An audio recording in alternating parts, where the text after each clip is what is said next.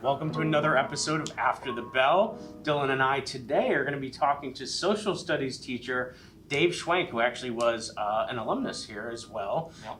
And so we're really excited because it's going to be an adventure. We talk a lot about technology. We do a little pivot into bullying. Yep. And we wrap it all around with arcades and gaming because why not? Yep. So we hope you enjoy, and we'll see you soon. All right, so I think, we'll dive into the questions at this point. And first thing we like to ask is just, what's your take on this school year as opposed to last school year? So, obviously would not recommend 2020, 2021 as any sort of revisiting, no stars on that one. But in terms of what I've learned, in terms of what I gained from that, it's the idea like we talked about before, like all the last 18 months we talked about. Teaching wise, it's basically like trying to build the plane while you fly it. Yeah. And when you do that, you definitely learn how to use the tools under pressure, which makes it feel desperate and confused at times, but it also gives you eventually a great knowledge of those tools because necessity teaches you better than anything else. And you've been a huge help with everybody in this building. You know it better than any of us do. But I think those technology tools, Cami, just generally being more comfortable with Canvas, way more comfortable with Canvas, Nearpod. For me, Cami has been just a revelation in terms of the primary source, the PDFs, being able to edit, have students edit.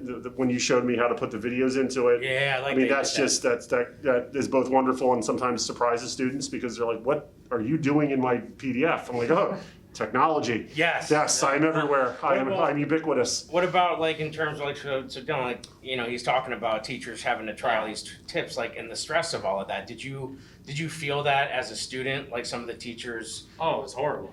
As a student side, it was horrible. Wait, was the technology horrible or the teachers? No, the technology, okay, not the teachers. Just wanted to clarify. No, not the teachers. The technology part was horrible for me at the beginning. And I'm a pretty techie guy. I feel like I'm in the tech club. What was the what would have been your number? What was the piece that was giving you the most anxiety in the beginning of that? Canvas was really confusing for me because I skipped through your Canvas course. That's cool. Because I didn't think I would need it. But I did eventually go back to it because I couldn't figure out how to submit things because we use Google Classroom in the middle school. Yep. And when you submit things, it just says it's submitted. You can't resubmit. Yeah. But when Canvas said resubmit, I thought that meant I had to resubmit it. Oh, clear. So I continued to resubmit things late, and then I would get the late points off at the because it's taking your most recent submission. Yeah, and that makes sense. The whole first month I kept getting late points off and be like, oh, wait, I submitted this twice. So you were just thinking you were covering your bases again because of the way Google. I think that's an important that's an important thing as we continue because that was the first time we built that. I think that's an important distinction to. Cami was definitely it wasn't as difficult, but getting to Cami and figuring out I can type here, I can draw there. It's a great tool, but you can need a little bit of practice with it before you do. So I think the tools are so rich that if you have an instructor who's not entirely comfortable with it and a student who's not entirely comfortable with it, then you're naturally gonna butt heads. But that's how learning occurs. Yeah. But when the world's like it was, you don't have any room. Yeah. The cognitive load is the fancy term for when a tool becomes too much to absorb that it almost becomes ineffective. But it was worth it to push through. So the point he was talking, I don't know if your teachers had done this, but he could make a worksheet essentially where he put in a video of himself at the top. So when they got there, he could be there giving them the instructions, setting the stage for the whole assignment,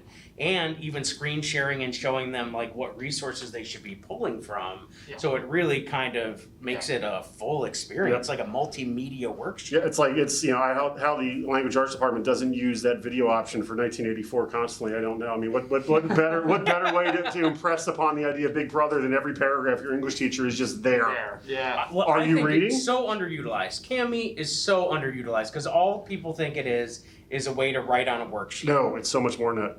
And it's like the Swiss Army knife of education. Yeah. It's and then the cut and paste option too, where you can take 3 documents and merge them into one. That's right. Split you can take you can take a Google Doc and a PDF and put them together for AP. I have a format for them to write primary sources. I took that Google Doc and I merged it into whatever primary source I want to use, so it's a single document. type my instructions in, highlight the reading I want them to do, put a video in if I want to annoy them, and then then they're off and running, and it's all there, and then they can submit the whole thing through the editor on Cami through Canvas. It's I'm jealous now. It's I don't fantastic. have any teachers that do that yet. Well, and he was sort of a pioneer, which is why I asked him to help present. I'm sorry, what did you call me? A pioneer. Thank you. Pioneer, and you heard it. It's going on the resume. But when we did the conference, remember the conference we presented at, the first one, him and Mr. DeFusco also presented. Oh, they presented. And they presented on their, I think Mr. DeFusco focused on Nearpod and you focused on Cami, but it was a social studies driven one, and how some of these tools really help them feel like they were still able to do or supplement. And that I think that's an important takeaway. All right, so here's an important one. We're going to switch gears a little bit. Okay. And since you went here, this is a great one. How do you feel like school has changed since you were a student? Well, I mean, the obvious one is technology. I mean, we had IBM computers. I don't even know what they would have been. Yeah. We were doing like the advanced, computer science class was doing, like, I think it was Pascal language or whatever language it was, Cobalt maybe, I don't know. Oregon Trail? Yeah, exactly, Oregon Trail. We were a little bit beyond Oregon Trail. Oh, We were maybe not that far, but technology definitely, but not just the level of it, but the use of it, like how ubiquitous it is. I mean, it's teachers use it, students use it, it's become interwoven. Like when I was in high school, it still felt like it was kind of separate. You were learning how to use technology, but it wasn't integrated into what you did. Yeah. Now it's all, you're seeing this thing become this seamless transition. We're carrying these high-tech, every student in here is carrying a high-tech computer. I had my class in the library today. I had the Canvas app open. I was grading simple assignments on my phone. Yeah. And did attendance on my phone through Skyward. So that's a big change. I think also, just for ONJ itself, I think it's such a more diverse and much more accepting district than when I was here. There was no way when I was a student here, and this was 30 years ago, but I don't think there's any way 30 years ago we would have had an LGBT group. I don't think we would have had all of the representation that we have. The opportunities like the Tech Pack, like you guys have. It's just, there's many more options, much more diversity of the people that go here, and also diversity of the options that are available. Yeah, I think it's a huge one. Yeah, especially the LGBT. I know it's called something different, it's like Equity Alliance. Yes, Equity Alliance. That's it. Yes. Which is cool too, and that's cool for me. Like I think I grew up. I went to a Catholic school. I went to 7 different schools. Yeah. I remember going to Catholic school, and I grew up in somewhat of a modern family. I had a lot of relatives that fit that community, and for me it felt awkward because I was like, and I would go into theology class and things like that. You could imagine. Yep. Yeah. So to think that kids today have an outlet like that, I think is huge. Have you been to any organizations outside that aren't like academically charged like that? Have you ever? I'm only in really student gov and TPAC, but I do know people who do go to those clubs, and there are tons of different clubs, not just the one. Yeah, you're right. But there's lots of for all different types of things, for any type of kind of issue or problem you have, or group you want to be affiliated with. There's a club here now. Well, here's a sort of an interesting thing to ask you then, maybe. How do you feel about like bullying, like as a whole? Is that is it scarier now? Is it more intense because people are like Snapchatting and all of that, or do you think people are more tolerant? I would say it's more verbal now than physical. Because I feel like back then not even that teachers would turn a blind eye more, but that they wouldn't see it more. Yeah. Because your cameras weren't as advanced, there weren't as many teachers in the building. No, not everyone had a camera in their pocket. I feel like there's less physical bullying, and there's way more verbal, and now there's like online bullying and things like that. So your bully follows you home. And well, that's the thing. It's you say but when my day we just went down a different hallway that day. You know what I mean? And now it's like it's everybody's hallway. Let's ask Justin. I said we got to bring Justin into these conversations. What do you feel about in terms of like bullying? You seeing like a lot of? I mean, like verbally, I do agree. Like it is very much like more verbal nowadays, but for the most part, I feel like it's not as bad as it used to be. Like we've evolved. We're having down. clubs like that, having it be a part of the conversation. We probably when the clubs first started, there was a spike of like this piece of like coming to grips, and then eventually like Yeah. that's what you would hope anyways, that things would stabilize by making it part of the I conversation. would think that bullying is definitely down, but I would agree that it is more intense now. Yeah. Like there is less people being bullied, but the people who are being bullied, I feel like they're going through more now because, like you said, you could avoid your bully back Yes. in your day because you could go down a different I hallway. think the frustrating thing for a teacher is too that we like you said, like, did we catch everything? No, but we could see a lot of it in the hallways. A lot of it was physically there in front of you, so you Yeah. could address it. A lot of it we can't catch I'll as tell you, teachers I saw because something it's last away night. from us. It's away from our ability to see it. because it's at home. I saw it last night. I was on one of the social media platforms because I'm with it, and We all know this. I was scrolling through, and I broke my heart. So there's a site that's called like Awful Humans or something like that, and so whatever feed it fed, and it was apparently in Kentucky or somewhere else.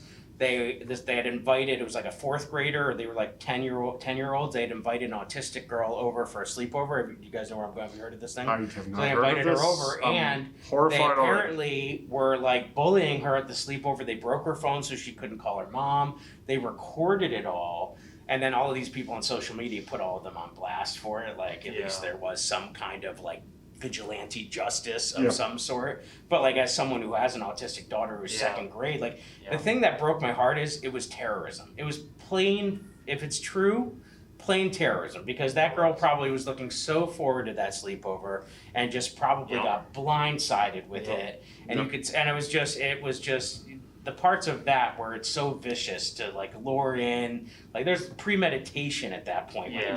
And that's the piece that, I don't know if we've just, because they think they're going to be a star, we've seen enough trashy TV out there where people get their 15 minutes that they think that that's a thing. But but with the digital footprint now, I can't imagine why people would think it's okay. Like, those people baffle me. It's a big problem. But I think that's a small margin. I think the majority of people are like we're saying here, that because that's been my experience. I always want to believe the best in people. But I think it hardened me a little bit to see it, and it made me think that I got to do a better job to prepare my daughter for who she interacts with, and if a sleepover or anything comes over, if I don't know them and I haven't seen them play together or interact together, then there's no way I'm letting my daughter go to that sleepover. Exactly. But I can imagine for that family though, because I'm thinking about myself, and if I didn't know as much about autism because my wife had studied in college, then I could see them just being so excited that their daughter was invited that they weren't going to ask any questions. And that's a sin. So I'm hopeful that, we're more tolerant, and that was just a very small bad example. Because to know good, you have to know bad. So, those things have to exist. But I think we should have and if not a club, then a group with people with mental disabilities, things like autism, physical disabilities, anything like that, because I do see it happen. You hear people make comments. Well, Best Buddies, I would hope would be something. I feel like it hopefully does make and was it there better. like a K Kids or a Kiwanis Club? There's a Yeah, K there's Kids. Do you know anything about that group? The K Kids are elementary level. Oh, Kiwanis, I I'm was not. in it. They were in middle school and high school, I think. But I've been riding a bus for mentally and physically handicapped people my entire like elementary. Like I've been riding it for the whole time, so I know all of these kids like by name, first name. Like they know who I am. I know who they are. So it's definitely breaks my heart when I hear people say things about them. And I see people do things. It's a problem. That should be addressed more. Well, and hopefully people step up when they see it. Well, and if you see it and you don't say anything, you're just you can't do something like that to somebody like that and not because they feel also something of like you're not doing most something of the time right. they don't know that you're making fun of them. Because they don't have the social That's right. things to be able to. It doesn't occur to them. That's why I was some situations. that's what I hope for my daughter. Like that, the Mean Girls are definitely going to be there, but it's not going to be occurring to her because she's going to be too busy getting ready to cure cancer. So like, it's cool. Like, you know what I mean? Like that's. But I think and that's important. it's the double edge of technology too, because we talked about Cami and all these great tools and how it's really revolutionized education, how we've all learned these great things for it, but. It's a tool, so you can use the hammer to build a house, or you can use a hammer to destroy somebody's life. And technology is the same way. You can build people up with it, or you can tear people down with it. So part of what this high school has to do is teach students and educate teachers about how this is used that way, but also educate students how to better see what's coming, protect themselves, but also know how to use the tool And don't throw the baby out with the bathwater. Exactly. Don't, like, that's my fun. My line was always like, when teachers are talking about not wanting to do something, don't punish Lisa Simpson because Bart Simpson's there too. Like, you know, they're going to exist to a certain point, but we shouldn't shy away. But we just have to be smarter. Yep. That's why digital citizenship and some of that piece is such an integral important. piece that doesn't get involved. That's probably one of our questions usually is what is something that we're not doing enough of. And I think integrating the skills of how to use the technology responsibly. Yes. Yeah. But that's the thing. Like when my mom gave me a computer, and we had AOL back then, which was the first gateway to the internet. But she wasn't training me on it. She was like, "Hey, here's a computer. You're in your own room. Do whatever you want." Yeah. Like it was just to her. She was so proud she was able to provide that for me. Yeah. Well, I mean, that's the funny thing, right? Because if you look at the commercials from like the mid '90s about AOL and stuff like that, it's a universal good. The computer has it's going to get you movie tickets, and it's going to give you homework. It's going to allow you to do homework faster. Strangers can come to your house and pick you up now. It's all going to be fine. It's Uber.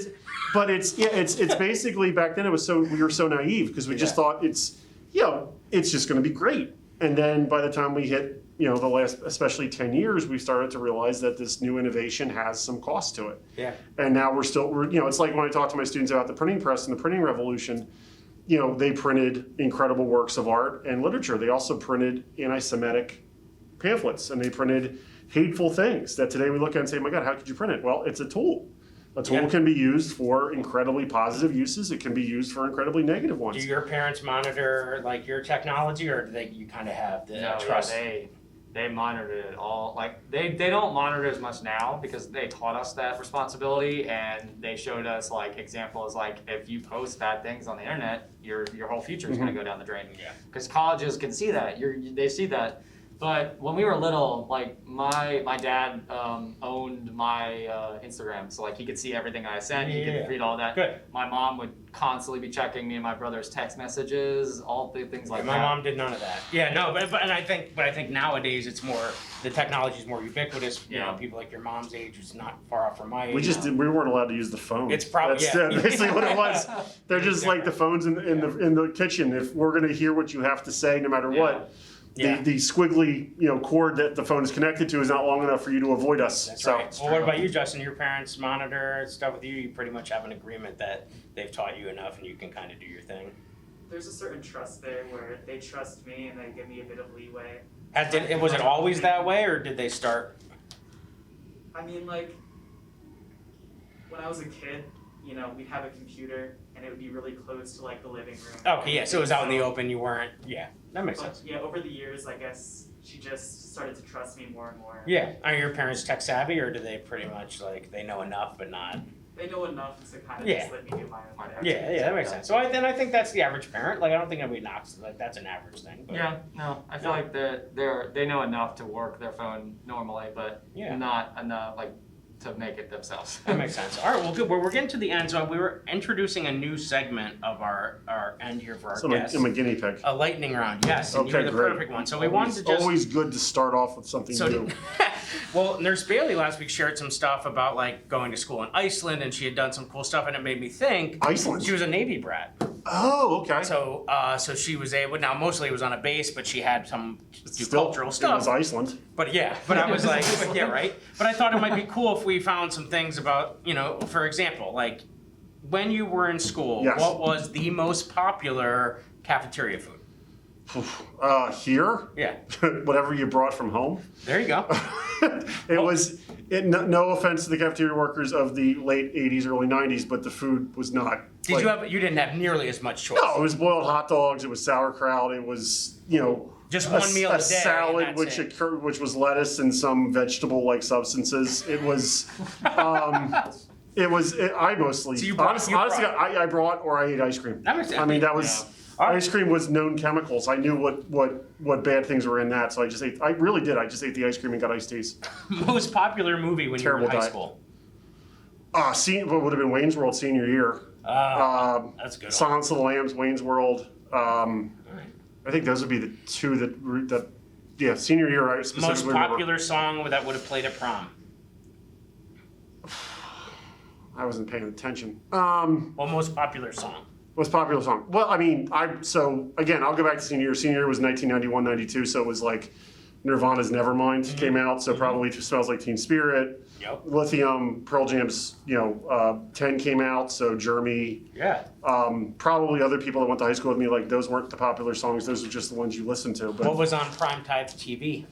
well, that would have been Fresh Prince of Bel Air. Ah. That might have been the first year of that. It would have been second to last year of Cheers. I heard about Fresh Prince that he was so nervous about that not being a thing that he memorized every word. So if you look at the pilot episode, you can kind of see his lips moving when the other people are talking. I 'cause didn't he know was that. So nervous that he memorized the entire script. Yep. I just recently heard that out there. Yeah, I think those are the two that stick out to me. I'm sure I'm missing a few. And last one, who was the teacher when you were in high school that everybody liked?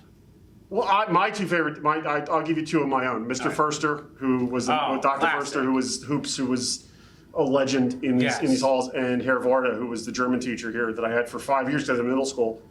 Shout out to foreign language. That's right. And he was sehr gut. He was a fantastic teacher.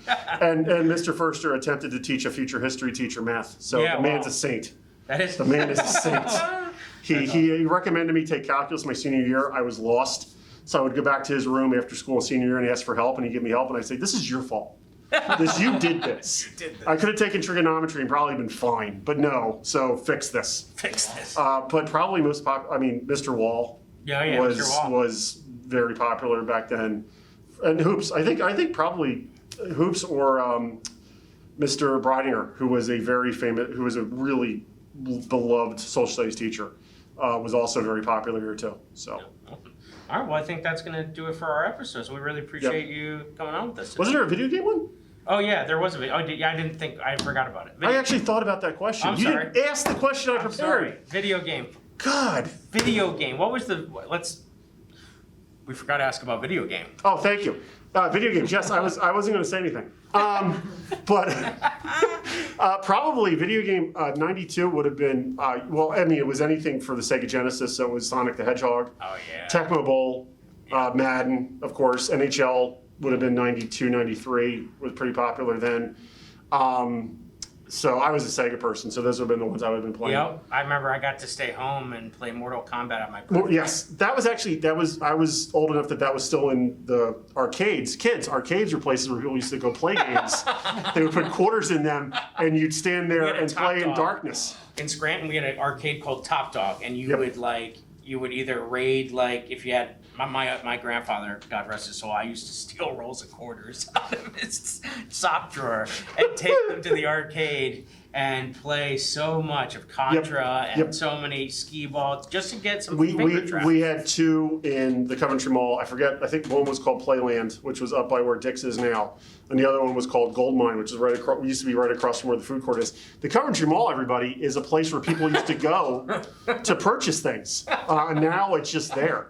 There were two big arcades there. Well, and we Limerick used to go Limerick there. Bowl There is an has- arcade in there still, though. Yeah, but it's not like what it was. It's not like what it was. Limerick Bowl has a decent arcade. Decent arcade. now. These are neon lights, dark lights, all the games. It was loud. It was basically it was a place for an 8th grader to go while their parents were shopping and just.